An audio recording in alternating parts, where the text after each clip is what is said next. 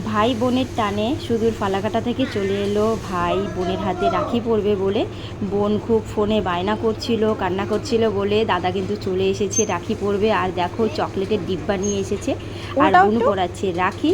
তো হ্যালো বন্ধুরা, শুভ রাখি বন্ধন। তো আজকে রাখি বন্ধনের উপলক্ষে মাম্মা রাখি পরিয়েছে মাম্মার দাদাকে। তো মাম্মা এখন গিফট করবে দাদাকে। দাদাকে কি গিফট করবা? চলো আসো, আমরা চলে এসেছি শপিং মলে।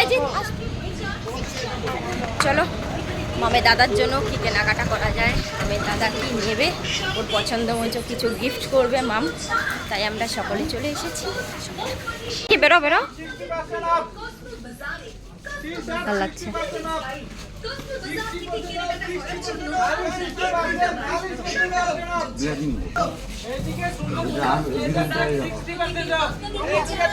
কিন্তু সেম হয়ে গেছে না দুইটা, ওইটা আর এটা সেম হয়ে গেছে না? হ্যাঁ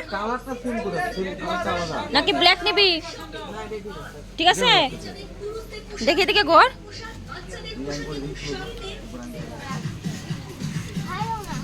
হ্যাঁ সুন্দর লাগতেছে বাবা, সুন্দর লাগতেছে। অনেক কিছু কেনাকাটা হলো, মামের হলো, মামের পাপার হলো, জিতের হলো, কিন্তু আমার কিচ্ছু হয়নি। কারণ আমাকে কেনার সুযোগই দিচ্ছে না যে আমি কিছু চুজ করব। বলছে সময় নাকি অনেকটা হয়ে গেছে। ফাইনালি এখানে বিল পে করছে এখন। চলো